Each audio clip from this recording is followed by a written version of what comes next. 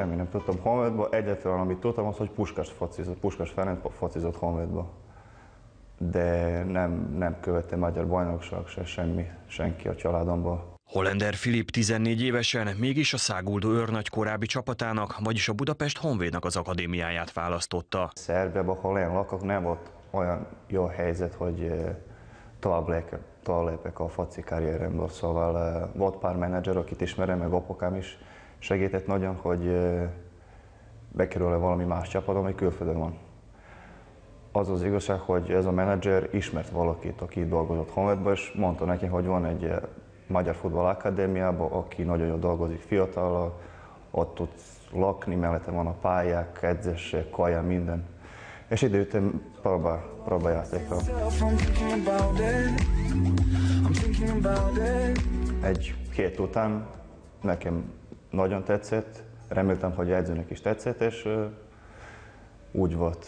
Ide jöttem, nehéz volt, de most nagyon örülök, hogy ezt választottam, hogy végeztem ez a Magyar Futball Akadémia Honvédban. Filip számára 2013. március 8-án érkezett el a pillanat, hogy a Paks ellen végül 3-0-ra megnyert mérkőzésen bemutatkozzon az NB1-ben.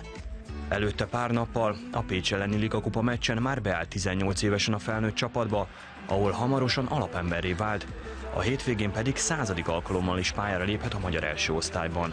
Mindig vártam, hogy bekerülök egy fontos csapatba, akadémia is fontos volt, de mindig azért felnőtt csapat az legfontosabb, és nem féltem, vagy semmit, hiszen alig vártam, hogy ott játszok és mutatok mindenkinek, még szurkolnak is, hogy tudok focizni.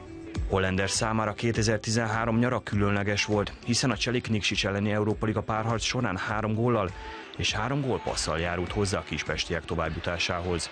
Hollander gólhelyzetben, Hollander gól! Valamint a magyar állampolgárságot is felvette a szerb mellé, így megnyílt az út előtte a válogatottság felé is. Az U21-esek között 4-szer már pályára is lépett.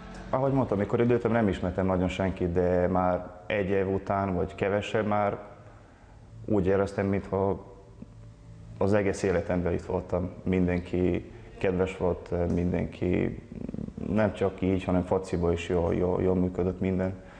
És ez, mikor kaptam végre a magyar állampolgár, az is nagy öröm volt nekem, hiszen tudtam volna focizni válogatottból, amit Szerbiában nem sikerült. És mai napok remélem, hogy a felnőtt válogatottba is tudok bekerülni egyszer. Filip nagypapája révén magyar származású, akit korán elveszített, így nem sokat tudta vele gyakorolni a magyar nyelvet. Ő nagyon jól beszélt magyarul is, és azért nagyon sajnálom, mert én nem is emlékszem rá nagyon, hiszen csak 2 éves voltam, mikor meghalt. De néha így belegondolom, hogy ő is itt lakott, szerintem Pesten volt, meg dolgozott, és tudtunk volna beszélni sok mindenről, de így hozott az élet, hogy nem is tudtam volna vele beszélni semmi komolyabb.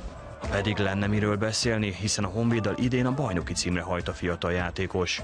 Bár kedvenc csapata a Liverpool, ezúttal más példa lebeg a szem előtt. Nekem minden a fejemben van a példa, a Leicester tavaly, hogy nyerte Angliai bajnokságot, és mindig gondoltam, hogy hát mi is tudjunk, mi is valahogy lehet megnyerni ezt a bajnokságot. Hogyha az történik, ez tényleg csoda lesz. Szerintem mindenki egész Magyarországon azt vár.